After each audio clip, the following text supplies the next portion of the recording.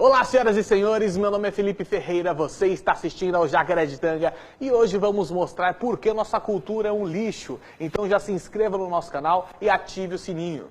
Mas para que vocês entendam, é preciso começar do começo, não é? E nossa história tem início no século XIX, quando um cara chamado Karl Marx criou a teoria do comunismo, um sistema econômico onde a propriedade privada e o acúmulo de capital não existem e o povo trabalha para si mesmo através do Estado.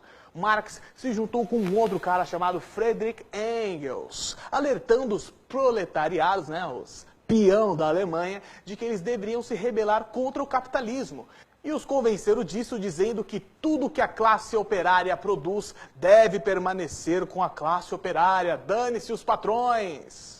Eles saíram espalhando esse monte de baboseira pela Europa inteira e um jovem chamado Vladimir Lenin aproveitou a desordem provocada pelo início da Primeira Guerra Mundial e decidiu aplicar essa tal revolução do proletariado através de uma revolta armada, surgindo aí a União Soviética. Depois de 5 anos, Lenin foi ver-se no céu tem pão. E morreu.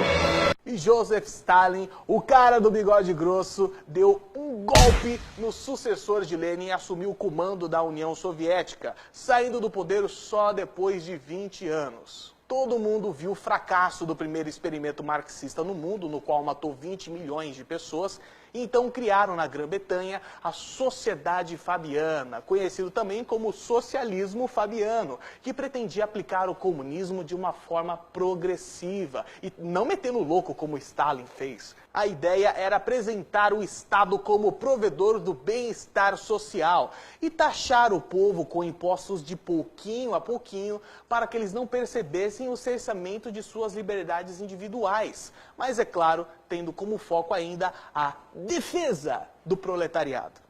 Enquanto isso, criavam na Alemanha a social-democracia, não é, Dória? Sou um social-democrata do seu país, é assim que eu me apresento. Muito parecida com o socialismo fabiano, esse sistema também pretendia libertar os trabalhadores dos malvados capitalistas burgueses e dizia lutar também por aqueles que sofriam preconceito pela sua cultura ou situação econômica.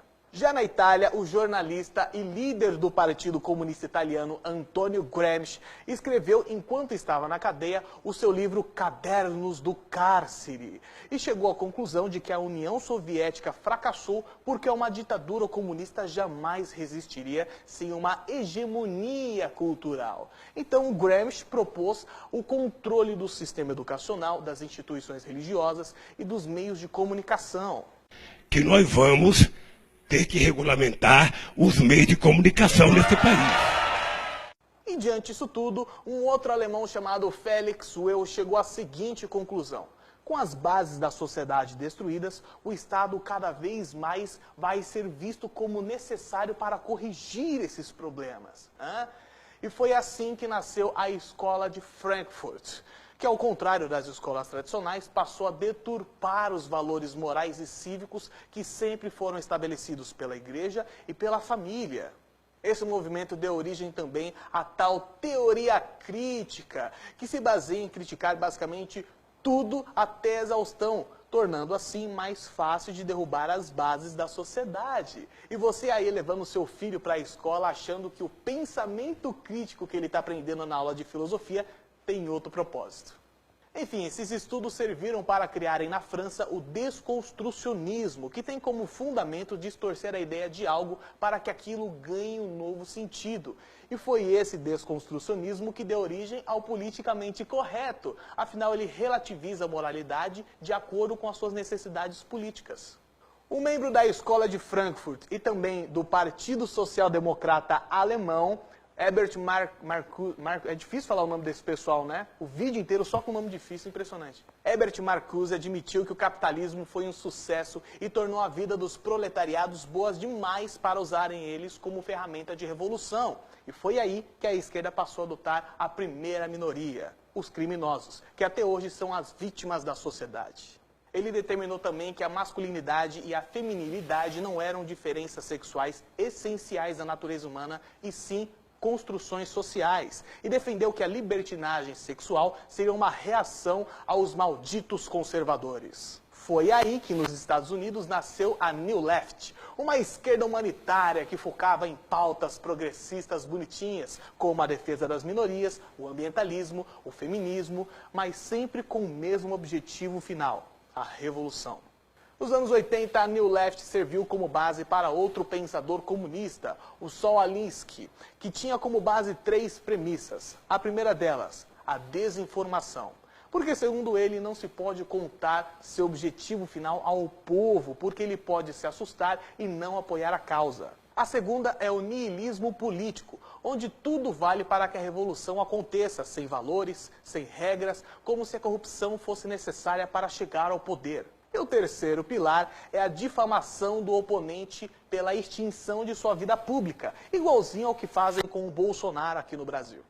Foram justamente os pensamentos desse Saul Alinsky que serviram de base para o Lula chegar ao poder junto com seus amiguinhos do PSDB, MDB, PCdoB e o Escambau. Saul Alinsky achava que o coletivismo era a chave para a desconstrução do capitalismo que Marx tanto pregava. Para ele, o esquema era dividir a sociedade em classes e fazer o povo brigar entre si para conseguir o apoio das minorias que, na verdade, são a maioria. A defesa de pautas progressistas resultou também na criação de uma infinidade de ONGs que sempre receberam bilhões do dinheiro público de vários países para ajudar apenas na composição do quebra-cabeça chamado marxismo cultural. E é por isso que nossa cultura é um lixo. É por isso também que estamos perdendo crianças para o tráfico. Por isso estamos nas piores posições de ranking de educação. Por isso estamos indo cada vez mais para o fundo do poço. O marxismo está enraizado na nossa cultura. E não pensem que o Bolsonaro vai conseguir reverter isso sozinho, porque não vai. Não vai. Bolsonaro é só o começo. E estaremos livres de toda essa podridão só daqui a muitos e muitos anos. Saibam que se depois do governo Bolsonaro elegerem outro socialista, todo o trabalho que estamos fazendo vai ser em vão, porque o Brasil não aguenta mais um governo socialista. Enfim, senhoras e senhores, meu nome é Felipe Ferreira, não se esqueça de se inscrever no canal do Jacareditanga no YouTube, ativar o sininho, compartilhar esse vídeo e até a próxima. Tchau, tchau.